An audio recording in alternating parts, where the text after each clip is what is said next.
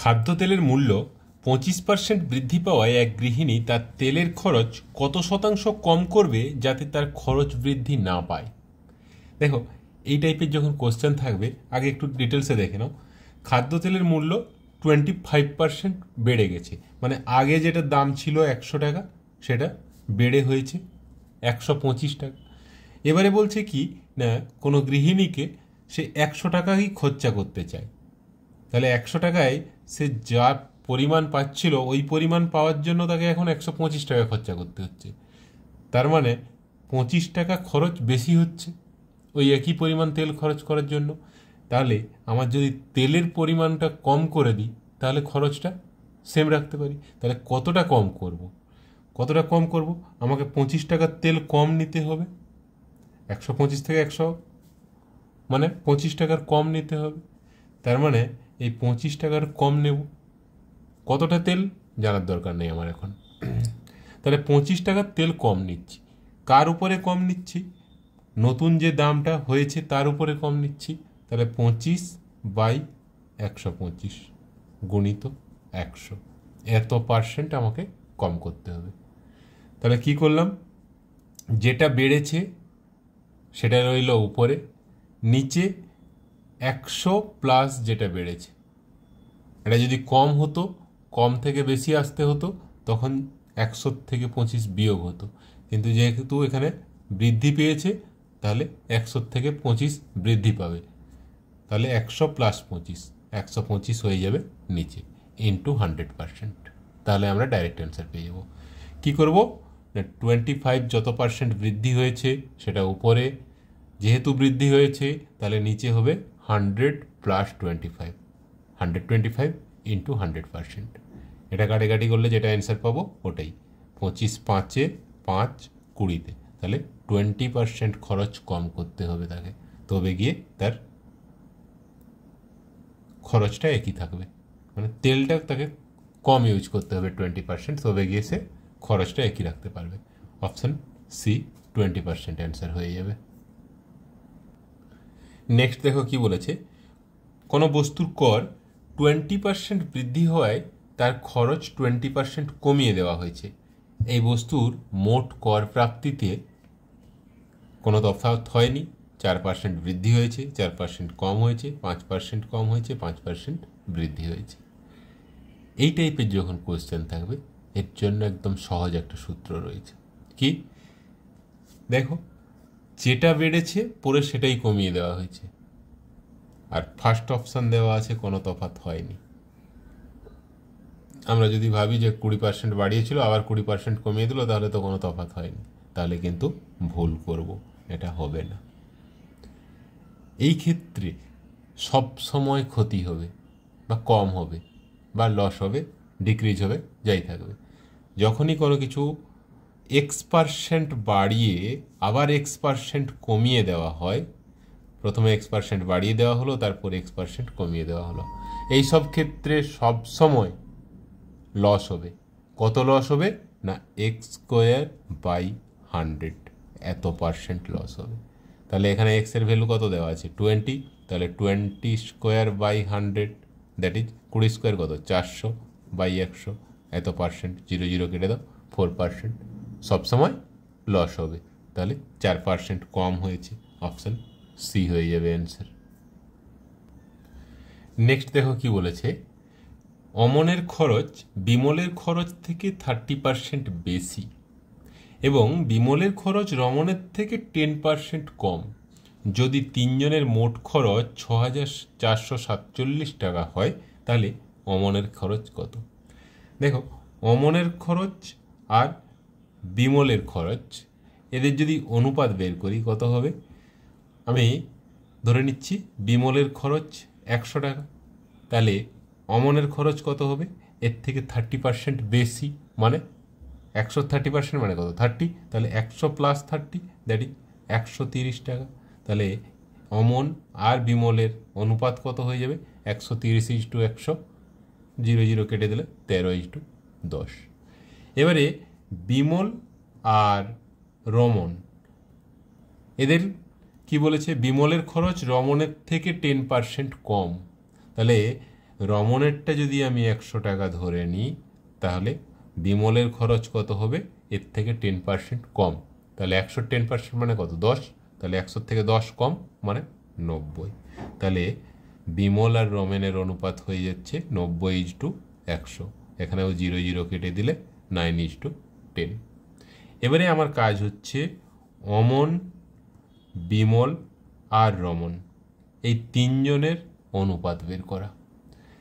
A:B, B:R আছে, তাহলে A:B:R কী করে পাবো? এর জন্য একটা পদ্ধতি আছে, পদ্ধতি। 13 × 9 117 ইজটু কোনাকুনি গুণ করো 9 10 90 ইজটু এবারে উপর নিচ গুণ করো 100। যখনই A:B আর B:C দেওয়া থাকবে তখন A:B:C আমরা পদ্ধতিতে বের করতে পারি। আর যদি শুধু A আর R চাইতো এখানে তাহলে কি করতাম? 13 × 9 10 × 10। দেখো 13 9 117 এখানে রয়েছে আর 10 × 10 100 এখানে রয়েছে, মানে A:R = 117:100 হয়ে যেত ডাইরেক্ট। আর এবারে এই অঙ্কটায় আসো, আমরা অমন, বিমল আর রমন এদের খরচের অনুপাত পেলাম। এবারে তিনজনের মোট খরচ হয়েছে 6447 টাকা। তাহলে অমনের খরচ কত? অমনের অনুপাত কত? 117। তাহলে অমনের খরচ হয়ে যাবে 117/117 প্লাস 90 প্লাস 100, 190 307 গণিত টোটাল খরচ 6447। এটাকে কাটাকাটি করো, দেখো 307 মৌলিক নাম্বার কি না আমার দেখে সঙ্গে সঙ্গে বুঝতে পারছি না, আমি ডাইরেক্ট 307 দিয়েই কাটার চেষ্টা করছি। 307 2-এ যদি দিই কত হচ্ছে? 614। পড়ে থাকছে কত? 644 থেকে 14 গেলে 614 গেলে 30, 30 আর 7 307, 307 1-এ 307, তাহলে 307 21-এ 6447। এবারে 21 দিয়ে গুণ করো, 21 117, 21 7-এ 147, 7 হাতে 14, 21 একে 21 14 35-এর 5 হাতে 3, 21 একে 21 3-এ 24, 2457 টাকা। অপশান বি হয়ে যাবে অ্যান্সার। তাহলে অমনের খরচ 2457 টাকা। নেক্সট দেখো, পেট্রোলের মূল্য 10% কম হওয়ায় একজন উপভোক্তাকে পেট্রোলের খরচ বৃদ্ধি করতে হবে যাতে তার খরচ কমে না যায়। পেট্রোলের মূল্যটা 10% কম হয়ে গেছে। একটু আগে এই টাইপের একটা কোশ্চেন করেছিলাম, ওখানে সামথিং একটা পার্সেন্টেজ বৃদ্ধি ছিল। তো যখন 10% কম হয়ে গেছে আমরা কি করব? ফার্স্টের অঙ্কটাই ছিল সম্ভবত 25% বৃদ্ধি, আর এখানে 10% কম ওখানে বলেছিলাম। তো 10% কম হয়ে গেছে মানে আমরা আগে উপরে লিখে নেব 10, আর যেহেতু কম হয়েছে তাহলে 100 থেকে আমরা 10 বিয়োগ করব। 100 থেকে 10 কম হলে কত হচ্ছে? 90, নিচে হয়ে যাবে 90 ইন্টু 100%। আমাকে এত পার্সেন্ট খরচ বাড়াতে, পেট্রোল উপভোক্তাকে বাড়াতে হবে যাতে করে খরচ না কমে যায়। তাহলে 0 0 কেটে যাচ্ছে, 100/9, 9 11 99, 11 পূর্ণ 1-এর 9%। অপশান এ হয়ে যাবে অ্যান্সার। এক ব্যক্তির মাসিক আয় 13,500 টাকা এবং তার মাসিক ব্যয় 9,000 টাকা ছিল। পরের বছর তার মাসিক আয়ে 14% বৃদ্ধি এবং ব্যয়ে 7% বৃদ্ধি হয়েছে। তার সঞ্চয়ে কত শতাংশ বৃদ্ধি হয়েছে? দেখো, আগে আয় ছিল 13,500 টাকা আর ব্যয় ছিল 4,500 টাকা, 9,000 টাকা। তাহলে 13,500 মাইনাস 9,000 মানে 4,500 টাকা তার সঞ্চয় হচ্ছিল আগে। এবার আয়টা ওর বাড়লো কত? 14%। 14% বেড়ে গেলে কত হচ্ছে? 13,500 গুণিত 114/100, 0 0 কেটে দাও, 135 গুণিত 114। আমি এখন গুণ করব না। আর ব্যয়টা বাড়ছে কত? 9000 ছিল ইন্টু 7% বেড়েছে, মানে 107/100, 0 কেটে দাও, 90 গুণিত 107। তাহলে বর্তমান সঞ্চয় কত না 135 গুণিত 114 মাইনাস 90 গুণিত 107। এবারে আমি এটাকে কি করব, কমন নেব কিছু, কারণ এইটাকে যদি পুরোটা গুণ করতে যাই আমার একটু বেশি টাইম লাগবে। দেখো এখানে 15 গুণিত 9 আছে, এখানে 15 গুণিত 6 আছে। তাহলে 15 যদি আমি কমন নিয়ে নিই, এখানে পড়ে থাকছে 9 গুণিত 114, তাহলে 900, 990, 936, 1026 মাইনাস এটা 15 গুণিত 6, মানে 6 পড়ে থাকছে, 15 কমন নিয়ে নিলে 6 গুণিত 107, 642। তাহলে এটা ইকুয়ালস টু 15 গুণিত 2 4 4 8 7 3, 15 গুণিত 384। তার মানে এটা গুণ করলে হয়ে যাচ্ছে 15 4 60, 15 8 120, 6 126, 12, 15 3 45, 12 55, 5760। তাহলে আগে সঞ্চয় ছিল 4500 টাকা, বর্তমান সঞ্চয় হচ্ছে 5760 টাকা। তাহলে সঞ্চয় বৃদ্ধি কত হচ্ছে 5760 মাইনাস 4500, দ্যাট ইজ 1260 টাকা। তাহলে এই বৃদ্ধিটা কার উপরে হচ্ছে, আগে ছিল 4500, তাহলে 1260/4500 গুণিত 100, এত পার্সেন্ট বৃদ্ধি হচ্ছে। 0 0 0 0 কেটে দাও, 45 2 90, 36 360, 45 8 360, তাহলে 28%। তাহলে সঞ্চয় বৃদ্ধি কত হচ্ছে 28%, হাইয়েস্ট জিএসটির সমান। অপশান সি হয়ে যাবে অ্যান্সার। নেক্সট কি বলেছে দেখো, কোনো বালতি 66.23% ভর্তি হওয়ার তুলনায় 80% ভর্তি হলে 2 লিটার জল বেশি আনা যায়, বালতিটির ধারণ ক্ষমতা কত? দেখো এই টাইপের কোশ্চেনগুলো আমরা এক্স ধরে করতেই পারি। এক্স ধরে করব, এক্সের 66.23% ভর্তি ছিল, এক্সের 80% ভর্তি হলে, মানে এক্সের 80% মাইনাস এক্সের 66.23%, এইসব করে এটা ইকুয়ালস টু 2 লিটার দিয়ে এক্স সমাধান করব। আমি ওই সবে কিছুতেই যাব না, আমি ডাইরেক্ট করতে চাই। তাহলে ডাইরেক্ট কিভাবে হবে দেখো, টোটাল কত লিটার, 2 লিটার বেশি জল আনা যাচ্ছিল, তাহলে 2টা আমি ওপরে লিখলাম, আর নিচে কি করব 80% মাইনাস 66.23% করব, মানে 80 মাইনাস 66.23। এটাকে কাটাকাটি করলেই আমরা অ্যান্সার পেয়ে যাব। তাহলে এই যে 80 মাইনাস 66.23, একটু ভগ্নাংশের যোগ বিয়োগের শর্ট ট্রিক্সগুলোও দেখে রাখো। নিচে করি 80 মাইনাস 66.23। আচ্ছা 66.23 মানে কি, 66 প্লাস 23, এটাকে আমি এভাবে লিখতে পারি 80 মাইনাস 66, মাইনাসটা যদি কমন নিয়ে নিই 66 প্লাস 23, তার মানে 80 মাইনাস 66 মাইনাস 23, 80 থেকে 66 গেলে কত হচ্ছে 14 মাইনাস 23। এখন 14 থেকে 23 বিয়োগ করার জন্য জেনারেলি আমরা কি করি, 14 3 42 মাইনাস 2 40/3, এইভাবে করি।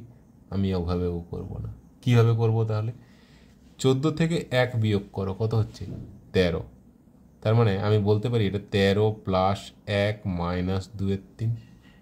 আমি পরীক্ষার হলে এভাবে করবো না, আরও সহজে করব, এটা আমাকে মনে মনে করে নিতে হবে, মানে 14 থেকে জাস্ট 1 কম করে নিলাম। তাহলে এইটা ইকুয়ালস টু কত হলো 13 প্লাস 1 মাইনাস 2/3, মানে 3 মাইনাস 2 1/3, দ্যাট ইজ, এটা ইকুয়ালস টু কত 13.1/3, বা 13 3 39 40/3। তাহলে এটা ইকুয়ালস টু কত হয়ে গেল 2/40/3, দ্যাট ইজ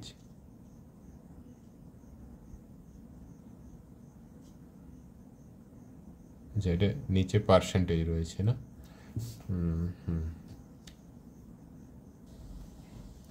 এটা পার্সেন্টেজটা রাখো এখানে, পার্সেন্ট। তাহলে 2/40/3, 3টা উপরে চলে গেলে 2 × 3/40। আর পার্সেন্টেজের জন্য, পার্সেন্টেজ মানে কি, ইন্টু 1/100, তো এই 100টাও উপরে চলে যাবে। 2 20-তে, 20 5-এ, 5 3-এ 15 লিটার হয়ে যাবে। অপশান বি হয়ে যাবে অ্যান্সার। তাহলে ডাইরেক্ট কীভাবে করব না, যতটা লিটার এক্সট্রা জল আসছে সেটা বাই এই দুটোর বিয়োগফল। তাহলে 2/40/3 আসছে, পার্সেন্টটাকে আমাকে ভেঙে নিতে হবে। 40/3 গুণিত 1-এর 100, 100টা উপরে চলে গেল আর 3টাও উপরে চলে গেল, দিয়ে কাটাকাটি করতে আমরা 15 লিটার পেলাম। একটি ভগ্নাংশের লবকে 200% বৃদ্ধি করলে এবং হরকে 400% বৃদ্ধি করলে প্রাপ্ত ভগ্নাংশটি 1/1 হয়। মূল ভগ্নাংশটি কত? দেখো, কিছুদিন আগে ডাইরেক্ট একটা শর্ট ট্রিক শিখিয়েছিলাম, একজন কমেন্ট করেছিল যে এটা কেন হলো। আমি সেই জন্য আগে XY ধরে করছি, তারপরে শর্ট ট্রিক্সটা আবার বলে দিচ্ছি। আমি যদি XY ধরি, মানে ভগ্নাংশটা যদি X/Y ধরি, এবারে কি বলেছে, লবকে 200% বৃদ্ধি করা হচ্ছে। লবকে 200% বৃদ্ধি করলে এটা কি হবে না, যা আছে x প্লাস 200% মানে কি বাই 100, এটা into X by Y plus একে 400% বৃদ্ধি করা হয়েছে, মানে 400/100 ইন্টু ওয়াই।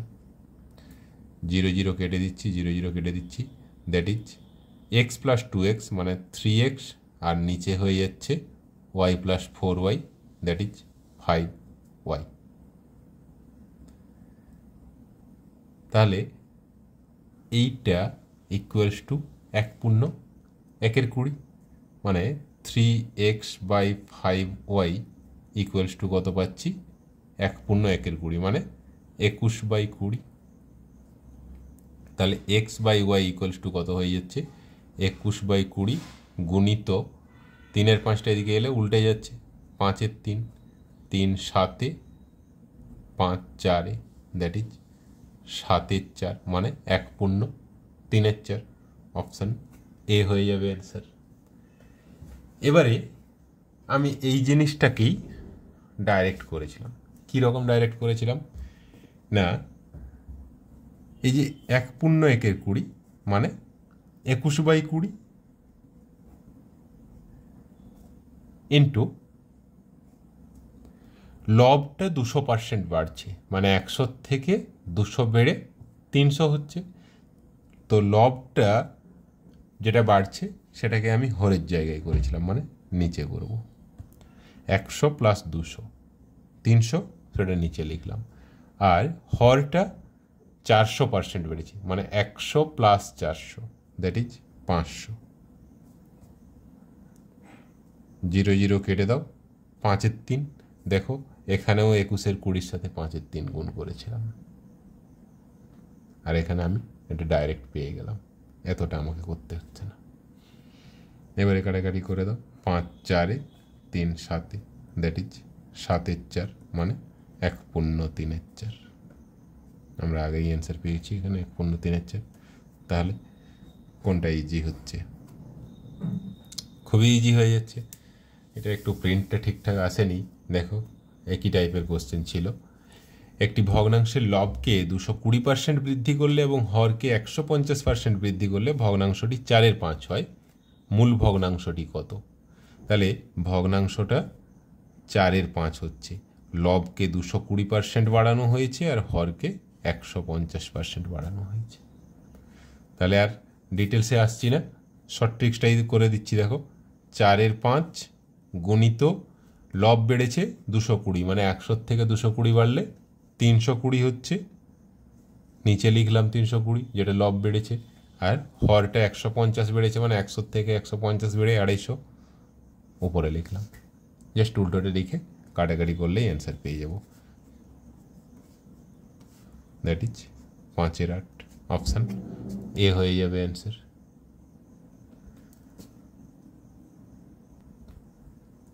নেক্সট দেখো, আধ ঘন্টার 1 মিনিট 10 সেকেন্ড কত শতাংশ? আচ্ছা, 1 মিনিট 10 সেকেন্ড মানে কত second? Total 60 minute plus 10 second 70 second. আর আধ ঘন্টা মানে কত? 30 মিনিট। 30 মিনিটকে সেকেন্ডে কনভার্ট করলে 30 গুণিত 60 এত সেকেন্ড। শতাংশ মানে ইন্টু 100 এত পার্সেন্ট। একটা জিরো কেটে দাও, আর কি কাটবো?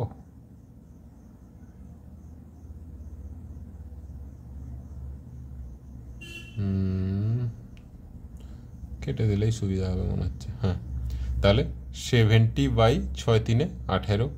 আচ্ছা, আরও একটু কাটলেও কাটা যেত। আচ্ছা, কেটেই দাও। 2×3 2×5, তাহলে 7×5 35/9 এত পার্সেন্ট। দ্যাট ইজ 9×4 36 হয়ে যাচ্ছে, 9×3 27, 8 9×8 72, 9×9 81 হয়ে যাচ্ছে। 3.8 দেখো, আর কোনোটাই কাছাকাছি নয়। 3.89, তাহলে এটাই নিয়ে নাও অ্যান্সার। 9 দিয়ে কাটলে এখন পয়েন্টের পর চলতে বেরিয়ে গেল। আচ্ছা, 35/9%, এটাকে ভাগ করলে আমরা পেয়ে যাব কত? 3.89 পাচ্ছি। তাহলে এটা 3.89% হবে। সিমিলারলি এটা একটু করে দেখো, 6.8 কিগ্রা এর কত শতাংশ 17 গ্রাম? এটা 0.25%, আর এটা 0.025% ছিল।